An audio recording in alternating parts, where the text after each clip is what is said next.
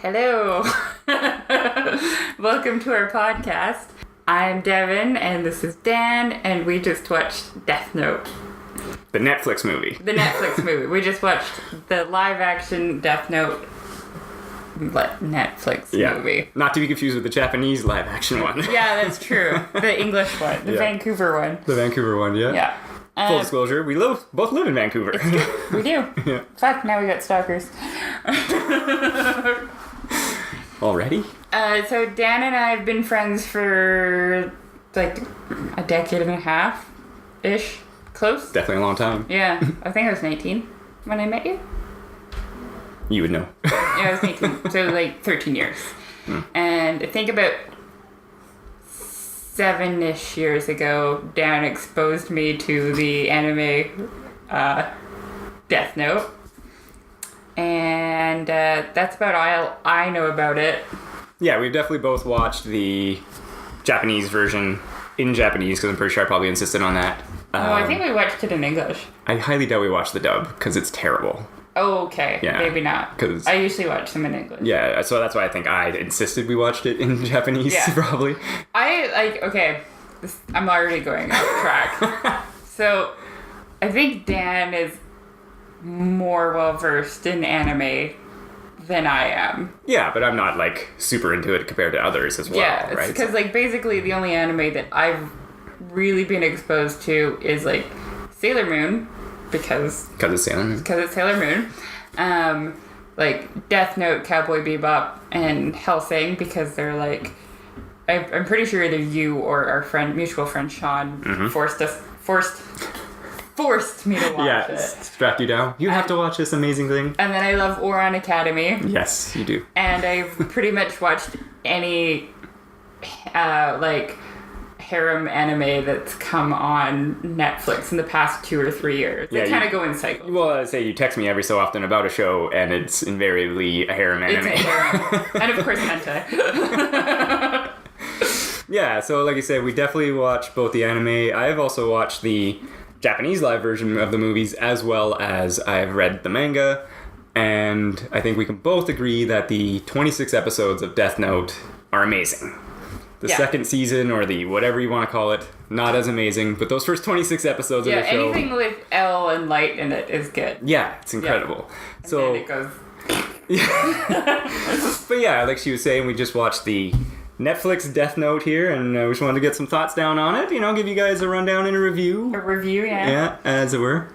So it was terrible, and... Bye! Quickest review ever. Thanks for listening. So my dad watched it. He's never seen the anime. He really enjoyed it.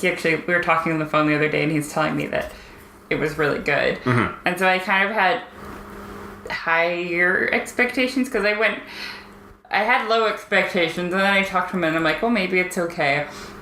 But, aside from everything that's wrong with it, which is pretty much everything, it does it felt a little cheap to me.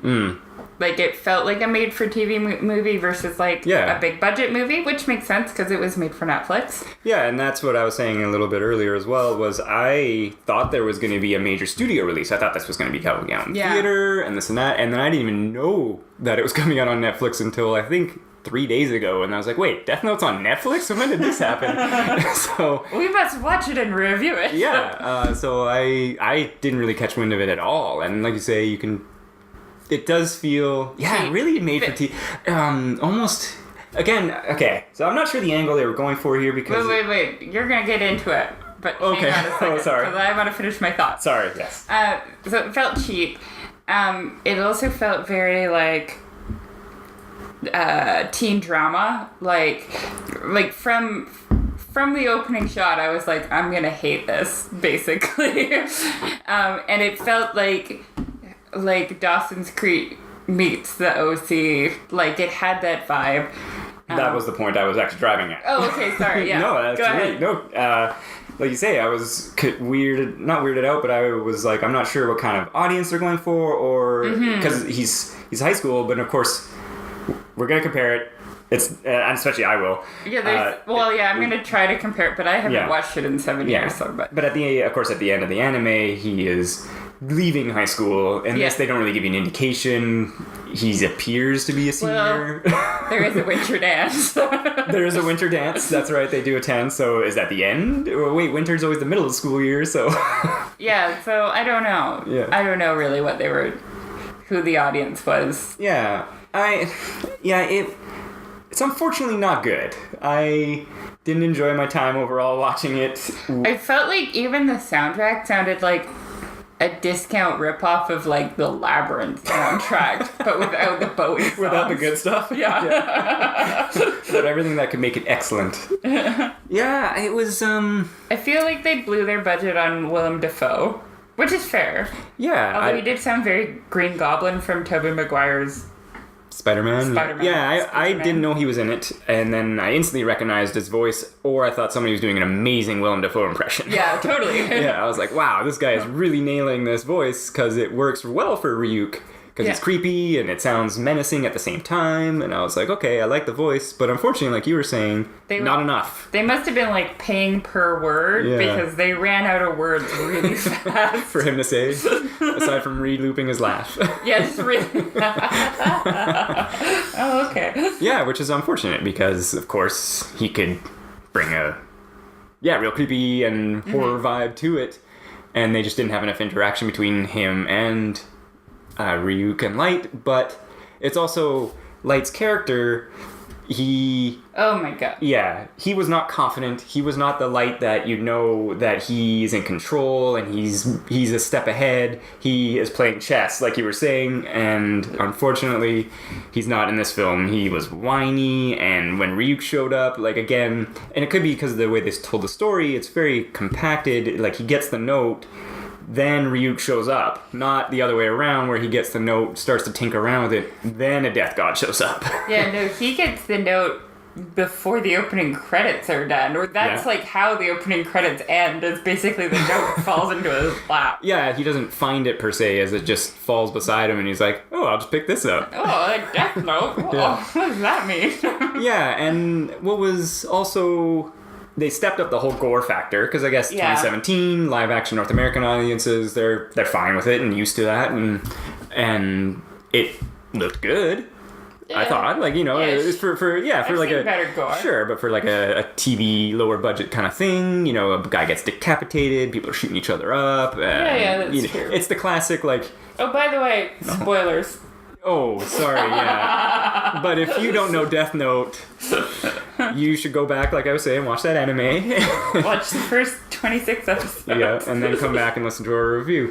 No, but they did the classic kind of like something happens briefly and then like there's the blood spray everywhere. Yeah. And it worked fine. Yeah, no, I don't know. I've seen better gore. Sure, but it was... But it's not the point. My main point is that the whole heart attack thing of Death Note was like his calling card. Yeah. And that's how it captures like the attention of the police and this and that. And this, it's just everybody's dying by some violent means, which doesn't have... And writing Kira on the wall and writing Kira in their own blood. In Japanese, perfectly. Yeah. So, one of... Okay, so back to the beginning of the film. Sorry, yeah, we skipped ahead there. Yeah. He gets a death note. Yes. And instantly starts killing people. Doesn't really have any, like... He's like, oh yeah, my mom died, so I'm gonna kill her. Yeah, Killer. Her killer. They give him that motivation instead of, again, he's got a family and this and that. Yeah. They give him the troubled past. And then instantly he's like, oh, there's a pretty girl talking to me. Yeah. So I better tell her all about my death note. Yeah. And then she's like, I'm into this. Let's make out. Yeah, you know, because that's what high school kids are about these days, right? Yes. Yeah. Yeah, that was, again, it goes back to his character of not being controlled and secretive and Yes. ready and set up. He's just like, oh, I'm going to tell her about this death note. And immediately my reaction was hand to the face, like, what is happening? Yeah. Yeah. You don't tell people that you have a death note and you're a death god. No. You're like, that's supposed to be the whole point. Just, like, the other thing is she's not like, I need proof, or I don't believe this, or anything like that. She's just like, okay. No, they do a proof scene where there's the hostage situation. Yeah, but even in that situation, I'd be like, fuck, I don't believe you. You pre-recorded that. Like, there'd be some sort of reaction other than, let's make out. Yeah. Yeah, and I guess it was a way to try to work a Misa type character in there, obviously. But Misa, in the show, unless I'm like mistaken, wasn't she just his pawn? Yeah, essentially, she gets her own death note and she just wants to meet Kira, and then he uses her entirely. And then in this, they tried to like make it almost balanced because she's writing names, he's writing names, but he can only see Ryuk, she can't, which again was a rule. Okay, let's go back to the death note, sorry. Oh, yeah. In the anime, there's like 4 rules. Maybe 3. I could be a little off here. But in this, they show like 30-something rules in the book. Which totally made it really weird, because then they started bringing up things where like, oh, there's this rule. And it was like, no, there shouldn't be that many rules. Yeah. That was the point. Yeah. So... yeah, like I was saying, so they were both writing names and they're totally into it, and they do a montage, and then the police are involved. Yeah.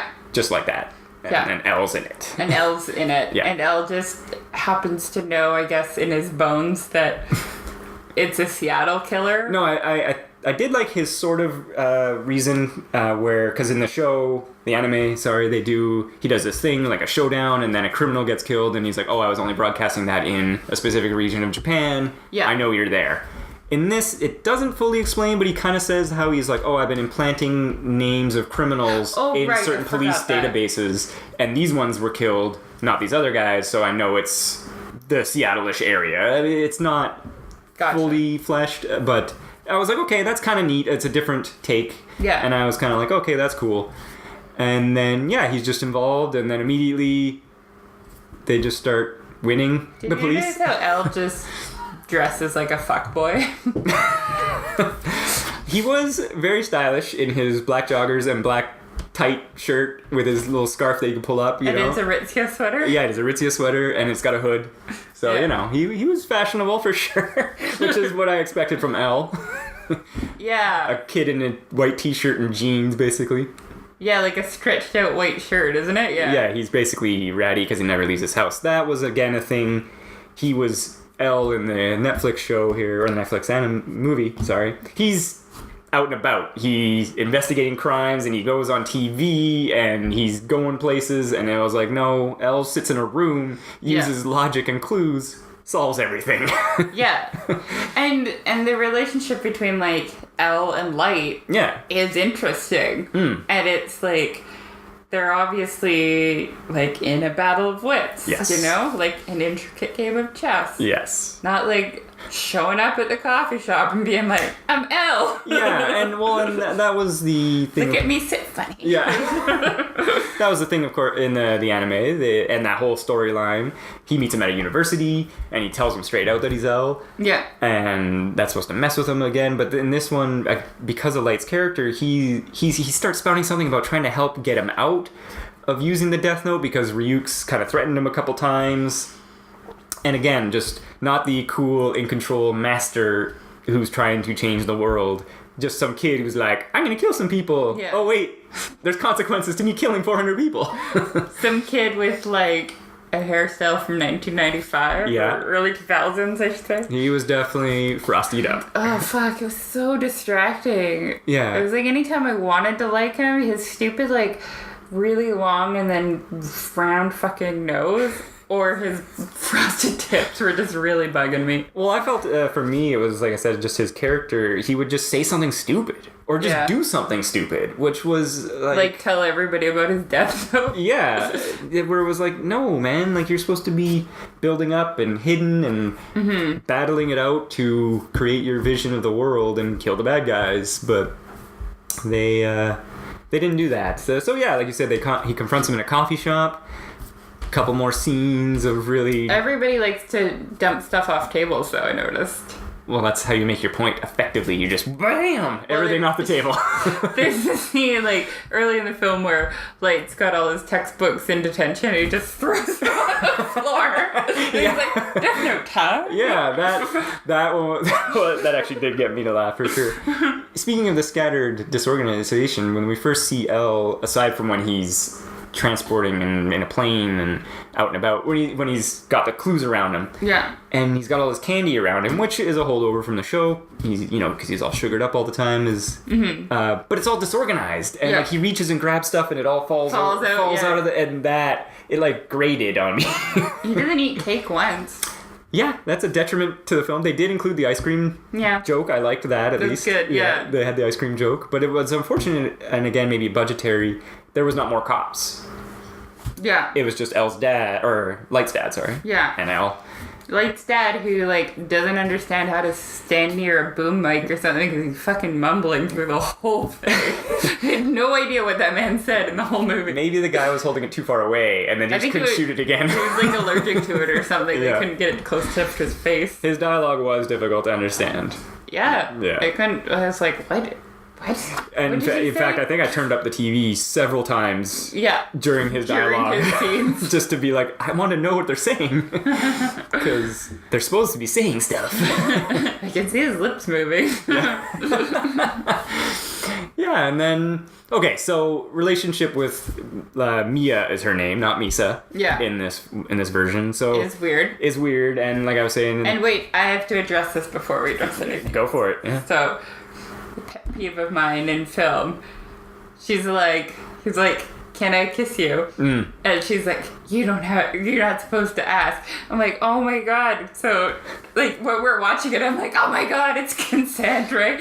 Yeah. It's like, why, filmmakers, script writers, book writers, listen to me, fiction makers, it is not sexy to force yourself on someone else. That's it. The end. Yeah, just throwing that out there.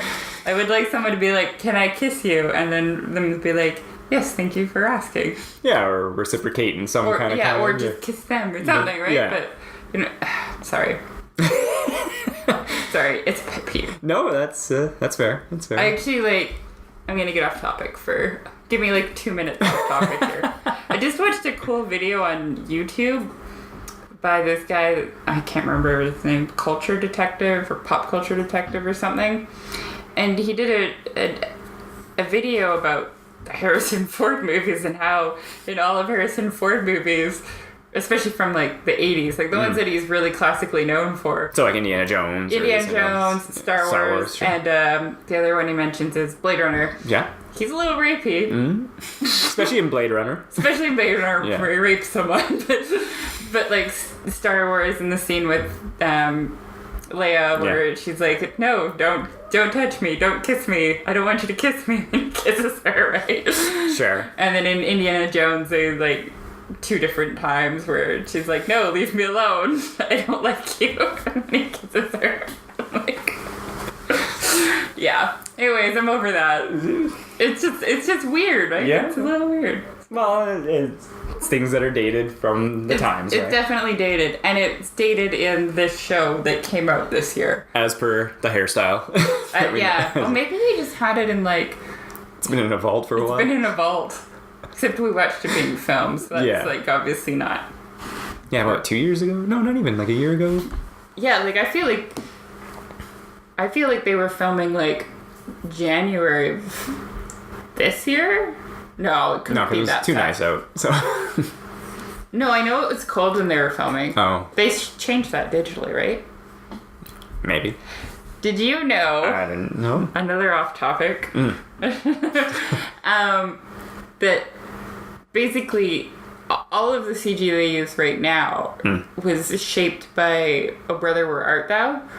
Oh, yeah. Because what they did is that was the first time they ever added filters after the fact, because they filmed it in Mississippi and it was in the middle of summer. It was all brown, but they wanted this lush green look for a lot of it.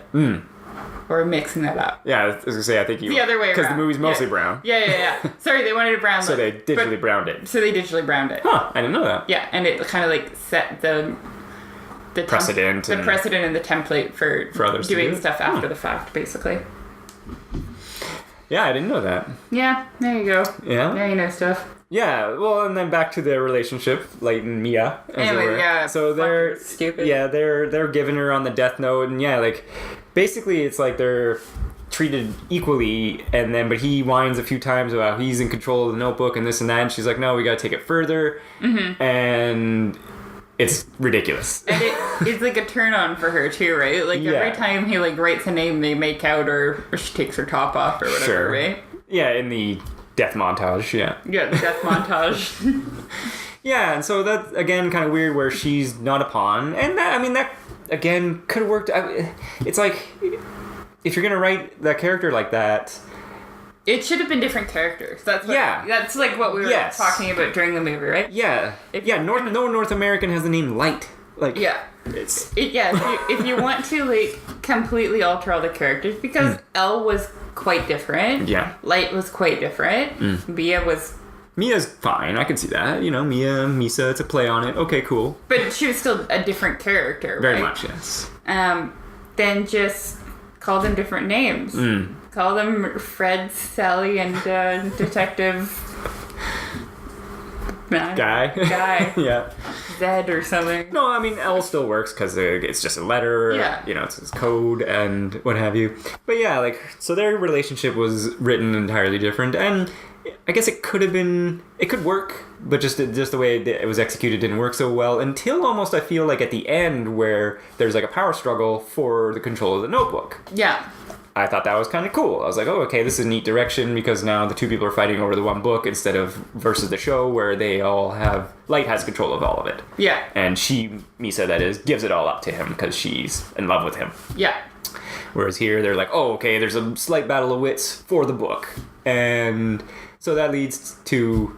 It's not even the climax. I mean, it's kind of the climax. It leads to Light doing the only Light thing in the entire... movie. The only clever thing he executes. Yeah, totally. Yeah. Yeah. He comes up with like this stellar plan to like basically cover his ass and everything. Yeah. And it actually works for the most part.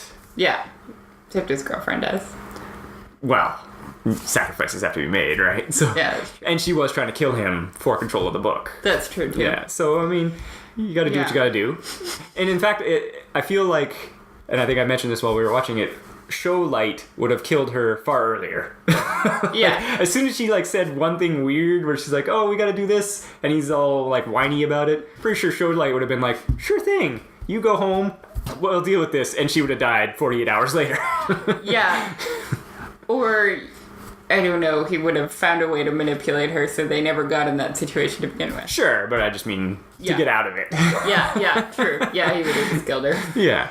And so again... Yeah, I guess when she's like, I'm going to kill your dad, he would have just been like, yeah, let me write down his name. And that's her name. Good plan. Yeah. Mia. So yeah, that's a thing where they go different, of course, as well, is that his dad shows up on TV. Yeah. And he's all like, I'm challenging Kira, blah, blah, blah. And then there's a scene between them where she's like, you gotta kill your dad. He just called you out. You can't do that. And he's like, no, I don't want to kill my dad.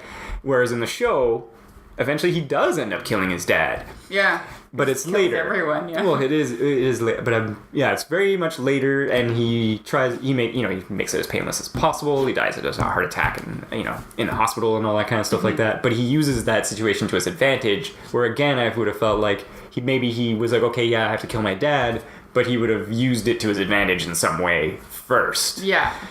But he doesn't do that. Yeah. But so back to our climax here, where he does something clever. Where she's like, okay, I wrote your name in the book. And so this was ridiculous, of course, because she's like, I wrote your name in the book. So one of the rules is if you burn the page, that unkills the person. That's right. They won't die. But you can only do it once. But you can, But it doesn't explain if it's one per person, which that I felt like that was a loophole, because it's like, okay, well, he could burn a page and she could burn a page, so that makes 2 pages. Yeah. Or I didn't want to go there. Yeah. But yeah, so she's like, I wrote your name in the book. If you don't give me the book, I'll let it go. If you do give me the book, I'll rip it out and burn the page. So that's the setup. But immediately I was like... Why doesn't he just burn the page? Yeah, why doesn't he just rip it out and burn the page? Because he has control of the book at the time. She doesn't. Yeah, so it's his book. I don't even know why it works for her to write other people's names. Yeah, well, that's done in the show, of course. Is it? Yeah, because he gets the FBI guys, similar to how she does it, where he fills out the things and then they all die. So other people can write in it. Doesn't matter if they're in control of the book or not. Right. People will just die as long as they follow those rules. So, but it was like, she just gives him the book, and so I was like, why doesn't he just kill her? Like, like immediately right then and there. Yeah, pretty much. So, but he does do something clever where, he goes to a computer, looks up some information about some criminals, and you're like, okay, he's gonna... I don't understand why they went to the Ferris wheel. I guess they needed a cool climax location. Okay. Yeah. There we go.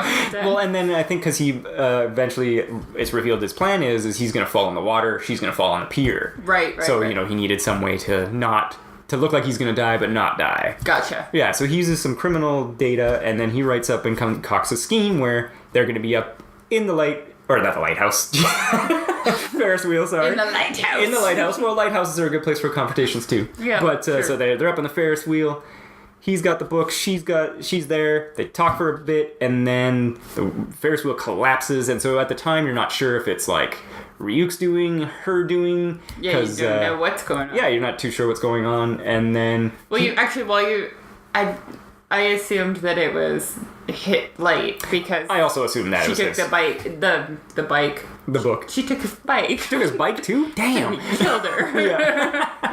She took his book, and then the Ferris wheel immediately starts to collapse. Yeah, basically it was like the trigger to the event, I think is, and then he even says at the end when he kind of writes it that it's like, oh, she takes the book from her boyfriend and then falls in the water or this or that. So yeah, and then he uses the criminals to set himself up to like fall in the water and survive, and then be woken up from a coma a couple days later, and somebody to bring him the book. And I was like, that was a good scheme. I liked that scheme right there, and that was like the most clever thing he does the entire...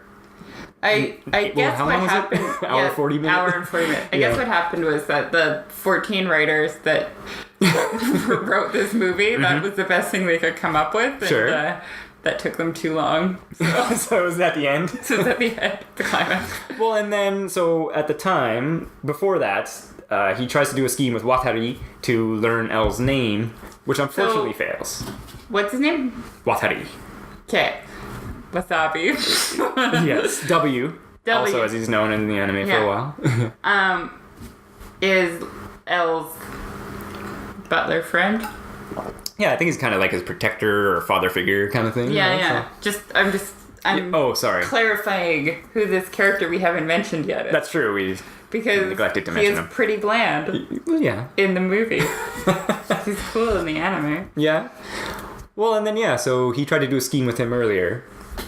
It failed, and unfortunately Watari dies. And then by machine gun fire, which was unexpected. It was dealer's choice. And the death god couldn't come up with anything better than machine gun fire. Yeah. Well, it was in a fucking creepy abandoned... It was a great location. Yeah.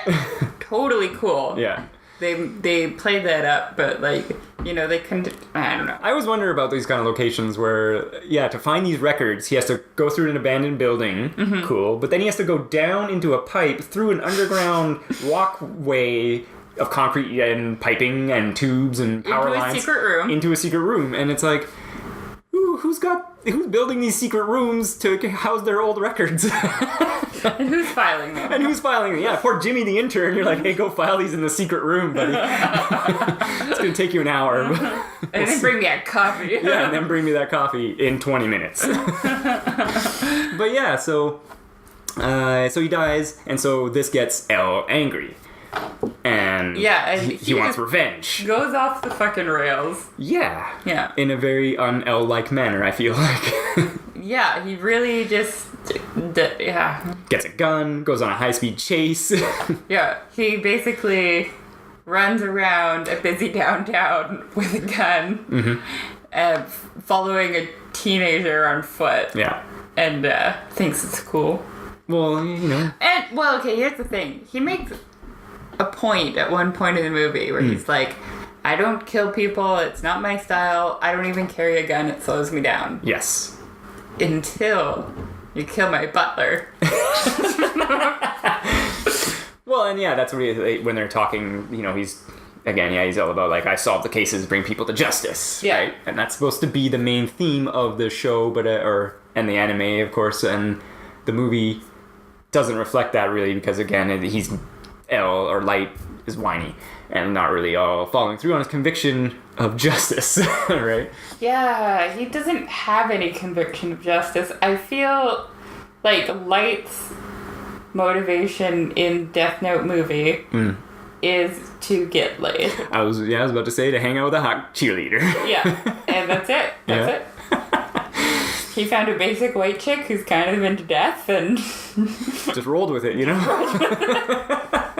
It's the harrowing tale of how one teenage boy got laid. Yeah. But, so, at one point, Mia had taken a page and hid it in her calculus book. Right. Which, through Light's inane ramblings of uncontrol, he slips this to L. Yeah. That there was a page in a calculus book, which L goes and tracks down. Well, okay. It is important to mention that L finds the page burning that has Light's name on it. Right. So he knows there's something about some papers and there's something going on. Pages that can kill people. Yes. That's right. And that's one of the things, too, of course, in the show, he does know about the Death Note and all that kind of stuff like that. But yeah, so, and then he finds the page, he's there, and it's got the names, and he grabs a pen, and it's very dramatic, and then cut to credits. Basically. Yeah, so... Or no, it cuts back to Light, and then he's talking with his dad, right? It doesn't even just... Like, if it cut to credits, I would have more respect for that. But it cuts to Light in a hospital bed talking to his dad, and then Ryuk being like, you crazy humans. Well, and also, you bunch of scoundrels. No, he does say that, he's like that classic line, humans are so interesting. Yeah. Does the laugh. But, just before that, Light confesses the entire thing to his dad. Yeah, because Light tells everybody about a Death Note. Yeah, which is like you were saying earlier. He would be in chapters and then he'd be like, oh, are you interested in this notebook? And he's like, oh no, I have a Death Note. Do you want to see it? I can kill people. It's got some cool features. What's that guy's name? I could kill him right now.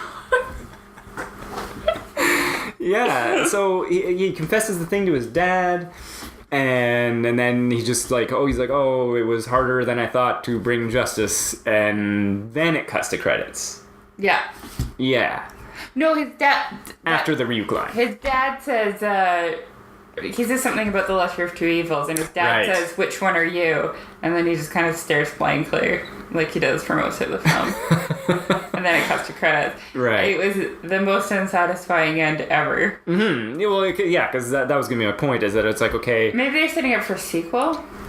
Maybe. L just has that piece of paper. Yeah, he's got that piece of paper and can kill him at any time. Yeah. If people start dying again. Maybe he wrote L lives to the ripe old... Or Light lives to the ripe old age of 90 and But you can only control people 2 days before they die, was one of the rules in this this thing, which I think in the anime it's almost a week. In fact, I think it's longer. I think it's like 21 days, actually, they give him control over. How does Light die in the anime? In the anime... So here's where I was going to get into some comparisons, of course. Because in this film, neither of the main characters die. Yeah. L and Light. So like you said, they could be trying to set up for a sequel there. Who knows? I hope not. Yeah, well, maybe if they have bigger budget and better writers. Fine. Fine. It could happen. Okay, so in the anime, L eventually gets the notebook and they figure it out, but then there are 2 notebooks and 2 death gods. Yeah. Light manipulates a death god into killing L because the death god, or Light's... L and Light, I get them confused, my bad. Yeah. But L is going to capture Misa again, and that death god's in love with Misa. Really? Yes, and then... Who is in love? Not Ryuk, the other death god, which I can't remember the name of. Wasn't it a lady death god? Yes. And she's in love with Misa. She's in love with Misa. Oh. And so she writes L's name... LGBTQ. from back in Japan, Yeah. Okay, cool. And so she writes his name in the notebook to kill Light to save to kill L to save Misa, which causes that death god to die. And because there's like those weird scenes where they're in like death. In the Shinigami world, yes. What is it? Shinigami. Which means what? Death god. Death God World. Yeah, the Death God World. Shinigami's the Japanese name. They're just hanging out in some rocks. That's right, and they're just bored, chilling out there. Right, yeah. And then that was one of the changes in this as well. He says that he passes the notebook to people a lot, and whereas, of course, in the anime, that doesn't happen. Yeah. But I was going to get to a comparison with the live-action Japanese film that they did. There was 2 of them, because they split the story into 2. And Light and L both die in that. But the way L does it, I thought was actually kind of clever, where he writes his own name in the Death Note, then does a bunch of stuff to manipulate Light into revealing that he's Kira, getting him, I think he gets killed by like a SWAT team, or, you know, at least captured, or, I'm pretty sure he does die. And then L had written that he was going to die in a hospital bed peacefully, 3 weeks from now. So he set his own clock to basically, he's like, I can't beat him unless I'm going to sacrifice myself in a chess-like move where I have to sacrifice everything to make this win. And I thought it was really actually clever. Yeah. So I was curious if they were going to do something like that in this, which of course they didn't. No, they didn't. Even in like the anime, it was still like L was doing something chessy. Oh, for sure. Like he was still making the right moves to try to track down the fact that Light and Misa were Kira, because he was right the entire time, even though all the evidence was pointing against it. Yeah. For the most part. So it's a detriment to the anime that it continued, right? Yeah. Because when you explained it to me afterwards, I like understood kind of where they were going, I guess. But yeah, that it took more than just L to beat Kira or Light. Yeah, it took two. Took 2 of them. Yeah, it took 2 of them to beat him. It's just too bad that they were really dumb. Yeah. There was like Redhead who was angry all the time. Yeah. And L 2.0. L 2.0, but baby L. Yeah. What if we made L cuter? Yeah. So you can sell more little dolls. What if we made her... Wait, what's it called? What if we made L a lolly boy? Yeah. So, yeah. But like I said, I thought that was clever from the live-action one in Japan, because, again, they couldn't do the same thing like the anime. And why? I guess budget, or maybe because the anime one ends up with Kira winning, of course, so maybe they want to try to do something where they both lose. Yeah. And like I said, I thought it was actually a clever solution and idea, so I was curious. I was like, man, maybe they'll do something neat like that. They didn't. No. Yeah. No, they didn't. So, overall, it was an unfortunate disappointment. Ryuk, who was barely in it, did look like Ryuk.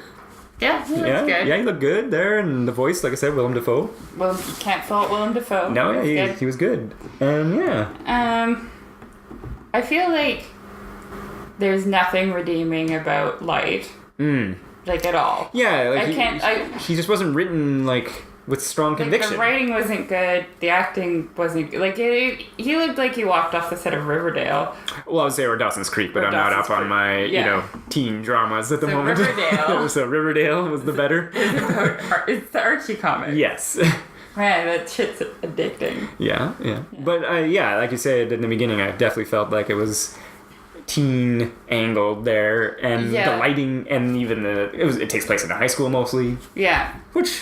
Okay, that's fine. I mean, but... No, it is fine. It is fine, but yeah, like there's nothing redeeming about Light. I'm sorry to the actor that played him. I'm sure you're a wonderful person, but the writing wasn't good.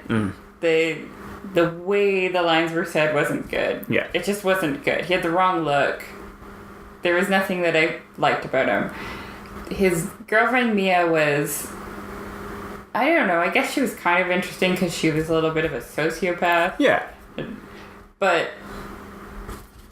overall, I kind of felt like you could replace her with any actress. Well, I almost felt like it was too shoehorned in. Yeah. To have that story. Definitely. Because it was like they had to pare stuff down, so it was like they're just there. But you know what I mean? Like when an actor stands out and you're like, I cannot... picture anyone else playing that. Right. She was the opposite of that. I could picture anybody playing that. Sure. And I felt the same way about Elle. Yeah. Like anybody could have done that shitty job of... Well, and it was interesting because he was played so like manic and twitchy. He never... You know what I think it is? So I think like the original Death Note, like the anime. Yeah. Elle was kind of like that BBC Sherlock character before that was a character, right? Like, right. It's a little bit quirky, but super intelligent, a little bit antisocial, but, you know, has great deduction, blah, blah, blah, right? Mm-hmm. And that, like, character has been played out so much, like, with House and, like, The Mentalist and, like, all these different, like, you know, all these different movies and all these different... Right. It's an archetype that's seen a lot. Yeah. To the point where people are just lazy and they're like, he's super smart because we say he's super smart and we can prove it by him eating candy. Yeah, and that was another thing as well, is he never really, like, they never really showed him putting clues together. Yeah. He's just like, oh, yeah, I did the investigation, here's the answer. Or, oh, you found some clues, here's the answer. It was never... Yeah, there was never any puzzling. You know what? I've decided that if I could review Netflix Death Note in one word, it would be lazy. That's it. Sure, yeah. Because it okay. Yeah. Listen. Let me. No, I didn't want to interrupt your point about Elle, but I did a little too much. Yeah. But like, let me like make my case for why this is lazy. So. Everything, you know, like, you know that whole, like, saying, like, show, don't tell? Everything was just told to us. Yes. Yeah. It was, like, there was no, like, hey, what is this? Oh, it's a Death Note. Oh, my God, what is this? What do I do? How do I figure this out? What happens when I write a name or whatever, right? It was, like, here's a Death Note. I'm Ryuk. I'm a death god. He does show up, like, less than 10 minutes in. Yeah, less than 10 minutes in. Yeah. I'm a death god. If you write people's names down in here, they'll die. And you can tell them how to die. No downside. Yeah, that I didn't appreciate that. Again, like I was saying, the book had so many rules written in it. But in the show, like I said, there was only about the 3 or 4 rules. And Light figures out all the rules and limitations to the Death Note. Yeah. Through time and experimentation, right? Yeah. And so that was kind of, I was hoping, I was like, oh, that'd be kind of, and then it was like, no, it was all in there. No, it was just there. And then, like, with Mia and their relationship, it was like, hey, I'm a weird girl who likes death. Yeah. Like, it wasn't, like, she didn't come out and say it, but, like... Yeah. She basically did. I don't know. It was lazy writing. It was a lazy movie. And what I was going to say was, would you think it could have done better if, say, they only did, like, 4 episodes or, like, an hour long? Given that same writing crew and shooting style and actors, could it have made it better? Honestly, doing it slightly longer? If they did 4 episodes of an hour long, I think it would have just been more teenage sex. You don't think they could have... you know, use the time to then show Elle and Light doing things that are clever. I think they would have done stupider things. I think they would have shown you, like, Elle as a child. Sure. In flashbacks. Many flashbacks. Or fucking introduced a love interest for Elle. Oh, God, that would have been horrible. Or, I don't know. Or, like, after... They would have, like, killed off W earlier and then, like, introduced... a younger, hotter assistant for him and had, like, the homosexual tension between them. Right. So that people could write more fan fiction.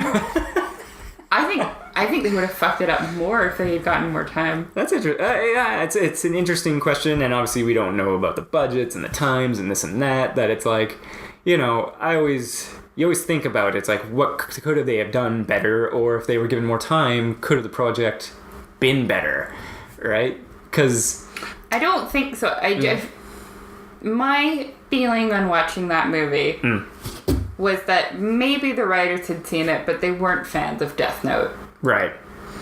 Yeah, it's almost like they were just given the briefest outline on a legal pad, and then, like we're looking at here, and then told to be like, okay, write Death Note now, right? Yeah, and go. And that could have worked, like you were saying. You change the characters, you change some of the things about it, and you keep the central premise, but they just didn't execute. Or maybe it was, like, written by someone who had seen Death Note and didn't like it, like, didn't get it, and so they thought they could improve on it by making it a teenage romance. Making it a teenage romance. That's what everybody wants.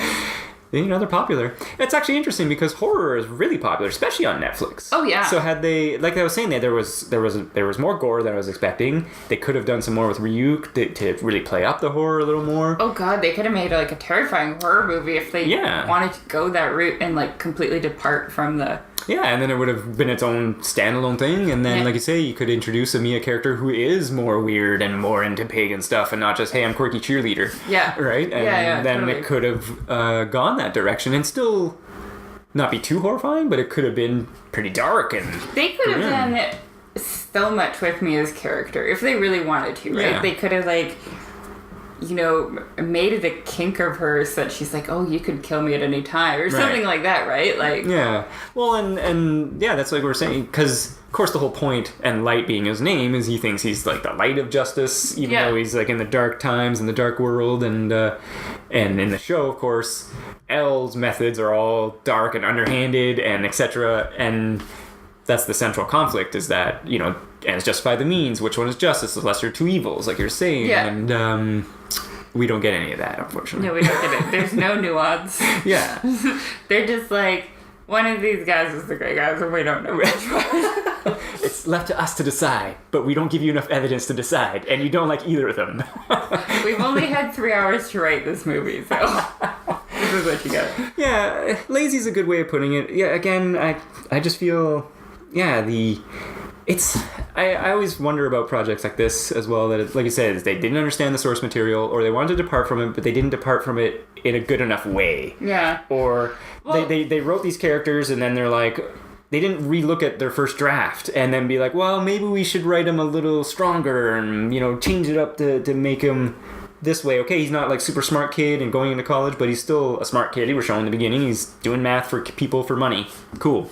That's the only way that they show us he's smart, though. Yes, they just mention it again. Because the rest of it, he acts like an idiot. That's the problem, yeah. There's a big, like... Yeah, a disconnect. He doesn't even hide the Death Note cleverly, like, show Light does. Where he has, like, the contraption that'll burn the Death Note if anyone comes upon it, blah, blah, blah. He literally just has it on his desk. Yeah. Or he's showing it to people. Or it's in his locker. Yeah. Open up the locker and it's just hanging there. So, again, he's not doing clever things, he's not doing smart stuff, and that brings the entire project down, that your central character is a whiny idiot. Yeah. I don't want to make this comparison, but he's like, it's the Anakin Skywalker problem here. He's just whiny. Yeah, you're right. Yeah, it's like, I don't want to say that, but he's just like whiny. And every time he opened his mouth, I was practically cringing because I'm like, what are you doing? Why are you telling people these things? I wonder if, like, Netflix pumps this out really fast because they're losing the Disney movies. But they're not losing their Marvel films, from what I understand. They're losing Disney and Marvel films, but they're not losing the Marvel shows. Oh. Or, sorry, maybe it's Star Wars that they're keeping. No, they're all of it. No, I thought we were keeping some of it. Maybe it's just in Canada. Maybe, but I know that... Well, no, because Disney is making their own streaming service. Yes, I know that, but I thought their deal was still... I don't know. I don't know, but they are losing, like... They are losing Captain big America, stuff. you know, like, Doctor Strange, all that is gone. Really? All of the Disney movies are gone. Yeah. All the Disney shows are gone. But the Netflix Marvel stuff is staying. Right. Jessica Jones, the Defenders, and they probably won't be getting any more, I guess. I don't know. No, I thought Netflix funds them. Yeah, they do. Yeah, so I assume that they'll work out a deal. They'll work out a deal. Yeah, because I know there's like a Cloak and Dagger coming up. Yeah. Wow. Yeah, I don't know. Like you say, which I hope is just Cloak and Dagger fighting drug dealers, because that's all they ever did. Well, you know, that can work. I saw a trailer, but I didn't like it, so... Oh, darn. We'll see. Well, and like you say, so yeah, maybe they're trying to just pump out a bunch of content to keep people subscribed to Netflix. Yeah. That's kind of what I was wondering, like, if they... Some back-end business stuff going on that could affect the project? Yeah, I don't know. So they kind of pumped it out fast, maybe, and... Yeah. I don't know. It's an unfortunate ending, but on the flip side, you have great Death Note to watch in the anime. So and that's on Netflix. And that's on Netflix, yeah. It'd be interesting to know if they, like, end up releasing the Japanese feature films on Netflix. I don't know if they ever got played in North America. I mean, I remember hearing about them, and I watched a dub version, or not a dub version, sorry, a subtitled version, but it might have been fan subbed. I'm not 100%. It's just somebody typed random words. That's fair. I mean, I got the gist of it. But yeah, it was, and of course that was different. But they did use a lot of the imagery from the anime in that, because that's not surprising, right? The Japanese usually do that kind of stuff like that when they adapt those kind of things. So yeah, it's like I said, so I would say you've never seen Death Note and you've just listened to our entire spoilerific review and talk. Sorry. Don't watch that, but watch the Death Note anime. Yeah, I would say watch the Death Note anime. At least the first 26 episodes. You will not be disappointed. It's worth the ride. There are better movies to watch on Netflix. Go watch John Wick. I haven't seen it yet, but I hear it's amazing. Yeah, John Wick, amazing stuff. Yeah, there are some good ones on there. What else is good? Give them another recommendation. Well, now we're losing all the Marvel, apparently, so... Yeah, go watch all the Marvel. Yeah, watch all the Marvel, and then you'll be good. Oh man, we should do an episode on Marvel, because I could talk forever about Marvel. Well, and I think in the future, we definitely want to do some more episodes about other things. Game of Thrones, board games, books, other movies, like you say, Marvel, or just general things. Like, you had a great idea talking about Guy Ritchie films. Yeah, that would be fun. Yeah, I would like to do more. Stay tuned. I guess, unless you have further notes about Death Note, sorry. No, I'm done. Are you done? I feel like, unfortunately, we've talked it to death, and... Oh, geez, I just made 2 puns in a row. A note of that. Yeah. So, triple puns coming out at the end here. Sorry, just to wrap this up quick. Yeah. It's like... Do you remember when I read that terrible Terry Brooks? Was that it? One of them, yes. The Terry Brooks novel 7?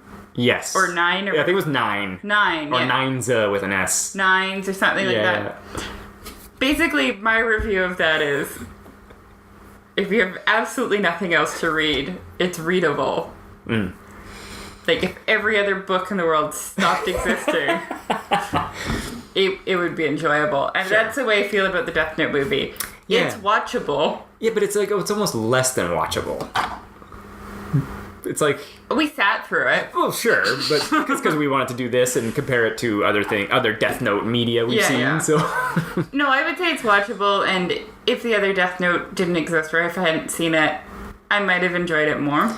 Maybe, but I feel like... It did feel cheap, though. The cheapness aside, I feel like, just like I said, it's like hard you're to saying, enjoy it when it's cheap, like... Well, no, the writing of just his character and this and that, he flip-flops too much, and, it's... There's no driving... Sorry, just on this cheap note, it's hard to watch a feature-length film when it looks cheap, when there's such good stuff on YouTube that people are just making in their living room. That's my point. Yeah, that's fair, yeah. Like, when you can, throw up a green screen and be like, look, I'm underwater, right? Sure, yeah. Yeah. And again, we don't know the budget or the time constraints that they were under, or this or that. So, like I say, it does do it a disservice, unfortunately. Anyways, it's watchable. That's my roof. If I had to rate it from 1 to 5, I'd say it's watchable. And Dan's like, burn it to the ground. Well, I don't think burn it to the ground. I feel like it's less than watchable. I've seen worse. Curious. Yeah, I've seen worse things, I feel, but yeah, I mean, like you said, we sat through it.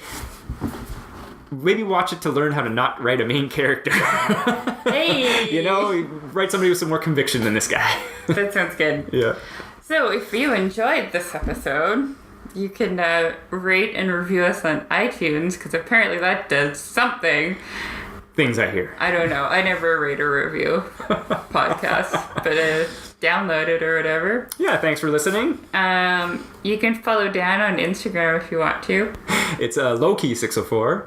LOWKEY. Or you can follow me, which is at Lady Adventurer for Hire. Yeah. On Instagram, and I'm not on Twitter because Twitter's dumb. Neither am I, unfortunately. So. And I'm on Facebook, but it's private, so fuck you. Ooh, I'm also not on Facebook. I'm one of those. Yeah, I did. But his phone number. Oh, jeez. Cut the footage. No, cut the feed. All right. But yeah. So, as she says, I'm Dan. Devin, thanks for listening. Bye.